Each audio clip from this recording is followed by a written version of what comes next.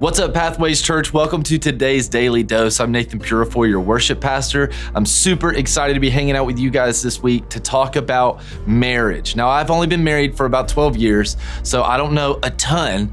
I don't learn super quickly, so I've got about 12 rules. We'll just say that I'm capable of learning about one thing a year, and my wife would probably back me up with that.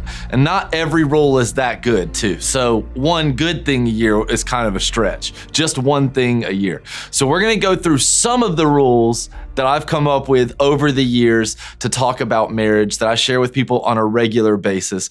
So let's jump straight in this week on the first rule that I'm going to share with you, called the rule about unity. Psalm 133 says, "How good and pleasant it is when God's people live together in unity. It's like precious oil poured on the head, running down on the beard, running down on Aaron's beard, down to the collar of his robe. It's as if the dew of Hermon were falling on Mount Zion, for there the Lord bestows his blessing, even life forevermore." If we take some of the details out of the middle, some of the description, this is what it's really saying. We're pulling from the beginning and we're going to the closing statement at the end. It says, "How good and pleasant it is when God's people live together in unity, for there the Lord bestows his blessing." And some versions of this say the Lord's commanded blessing. Where there is unity, there is a commanded blessing. I get questions on a regular basis from people that have to make decisions together and they have opposite opinions about things. One time a guy asked, what do you think about my mother-in-law moving in with us? And I was like, bro, that is a lot to unpack. So him and his wife are at odds about whether or not his mother-in-law, her mother, should move in with them. So she thinks she should go ahead and bring her mother in. He's not so sure about it, and they have to talk this out. And they asked me, what's the right decision? And my answer is, there isn't a right decision. The right decision is unity.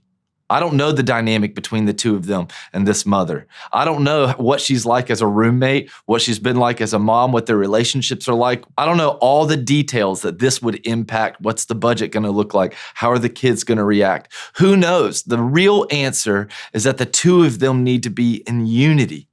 They need to make this decision together in agreement. They need to be together about this.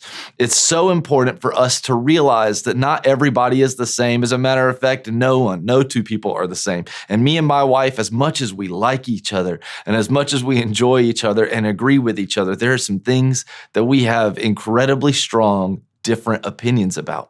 It doesn't matter that I need to be right all the time, and it doesn't matter to her if she needs to be right all the time. What matters is that we find unity together, and it takes some give and take. It takes me compromising some things so that we can get a little closer to the middle, and it takes the same on her part. Unity is what really matters. Where there is unity, there is a commanded blessing. The promise is that if you can find a way to make important decisions together in unity, build your life closer and closer together, that God commands blessing on that. Blessing that nobody else has the right to disrupt or take away.